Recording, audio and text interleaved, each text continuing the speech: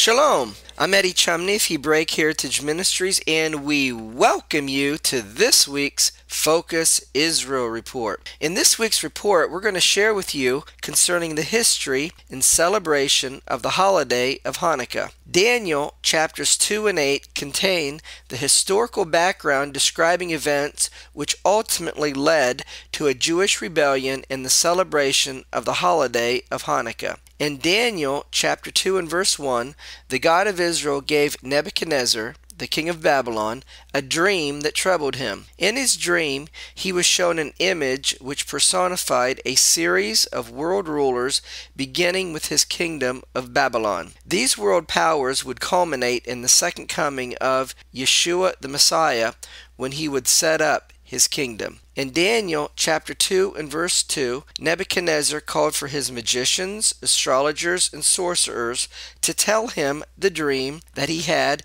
and to interpret that dream. If they were not able to do so, Nebuchadnezzar ordered that they would die. However, his magicians, astrologers, and sorcerers would not be able to tell Nebuchadnezzar his dream nor interpret it for him. In Daniel chapter 2 and verse 15, we are told that Daniel was told about this situation. Nebuchadnezzar even ordered that his high-ranking government advisors should be killed if Nebuchadnezzar was not told his dream and the meaning of that dream. This included Daniel. In Daniel chapter 2 and verse 19, Daniel prayed and was given the understanding of Nebuchadnezzar's dream by the God of Israel in a night vision. In his dream, Nebuchadnezzar was shown an image whose head was of fine gold. This represented the kingdom of Babylon. The image had breasts and arms of silver. This represented the kingdom of the Medes and the Persians,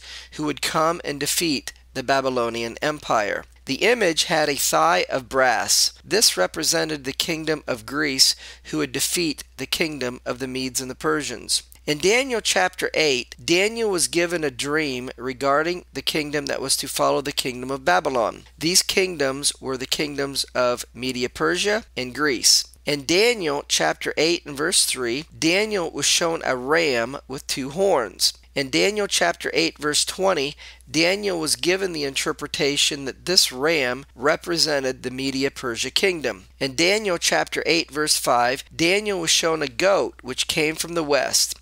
It had a notable horn between his eyes. In Daniel chapter 8 verse 21, Daniel was given the interpretation that the goat represented the kingdom of Greece. In Daniel chapter 8 verse 7, the goat made war with the ram and defeated it. This was a prophecy that Greece would defeat the Media-Persian Empire. The notable horn of the goat in Daniel chapter 8 verse 6 was Alexander the Great. Alexander the Great lived from 365 BC to 323 BC. As a young boy, Alexander studied the writings of the Greek philosopher Aristotle. At age 20, Alexander became the king of the Greek state Macedonia. Later, he went to war and conquered the Media-Persian Empire. Alexander believed that the Greek culture could unify the world. He founded a new city in each country of his empire that would serve as a model for the furtherance of the Greek culture. Public buildings, gymnasiums, open-air theaters, the spread of Greek names, Greek dress, and a common language were all the byproducts of the rule of the Greek Empire. The spread of the Greek culture was known as Hellenism. In Daniel chapter 8 verse 8, we are told that when the goat was strong, that the great horn was broken. This referred to Alexander the Great, who died at the young age of 32. In Daniel chapter 8 verse 8, we are told that when the great horn was broken, meaning Alexander died, that 4 horns came up from him. When Alexander the Great died, his kingdom was divided among 4 generals. The 2 strongest generals were the Seleucids of Syria and the Ptolemies of Egypt. In Daniel chapter 8 verse 23, we are told that at the latter time of the reign of this Greek kingdom, that a king of fierce countenance would arise. From the Greek Seleucids of Syria came a ruler known as Antiochus Epiphanes IV. We are told about him in the extra biblical book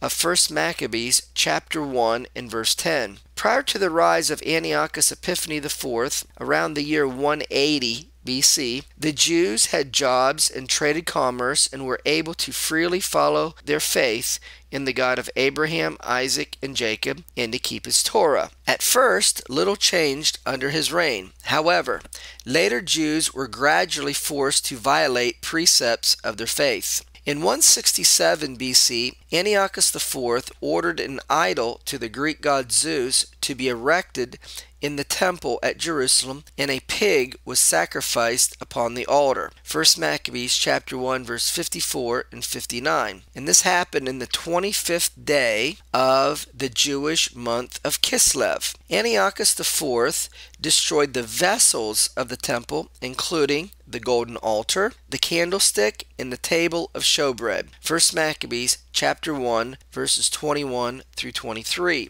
Antiochus IV also forbid the keeping of the biblical Sabbath, the biblical feast days, as well as stopped the burnt offerings and drink offerings in the temple. 1 Maccabees chapter 1 verse 45. Furthermore, he forbid Jews to be circumcised, 1 Maccabees chapter 1 verse 48, and that they should eat pig and unclean food, 1 Maccabees chapter 1 verse 45. Antiochus IV made a decree, 1 Maccabees chapter 1 verse 41, that everyone in the Greek Empire should give up their own customs and completely accept and follow Greek culture, 1 Maccabees chapter 1 verse 42. For anyone who would not agree to follow Greek culture, it was punishable by death, 1 Maccabees chapter 1 verse 50. There were those among the Jewish people who agreed to follow the orders of Antiochus IV. 1 Maccabees chapter 1 verse 11, verse 15, and verse 43. These were known as Hellenistic Jews. For this reason, because they followed the evil decrees of Antiochus and tried to accept the Greek culture when it conflicted with the Torah and the ways of the God of Israel in the Bible, the Hellenistic Jews are called wicked in 1 Maccabees chapter 1 verse 11 and chapter 7 and verse 5. Interestingly enough, the evil decrees of Antiochus IV, which consisted of the following: 1. The people were not to follow the Torah. 2. They were not to keep the biblical Sabbath. 3. They were not to keep the biblical festivals.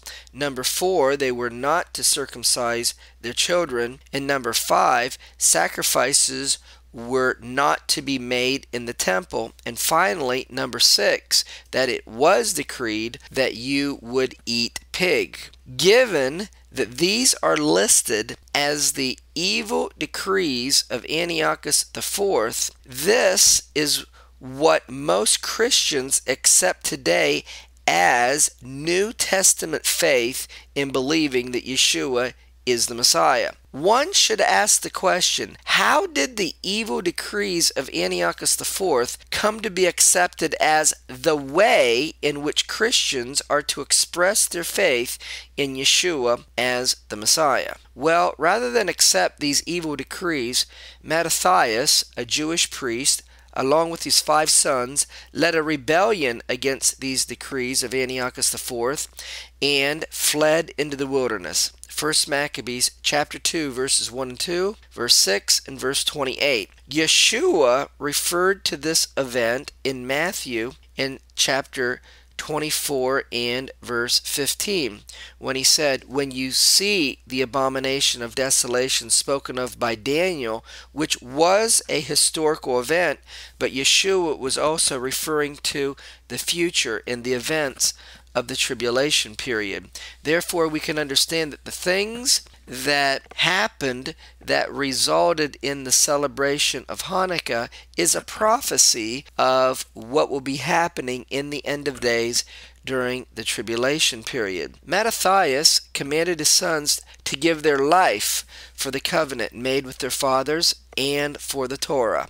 1 Maccabees chapter 2 verse 50. Mattathias died, and his son Judah became the new leader of the Jewish rebellion against Greece.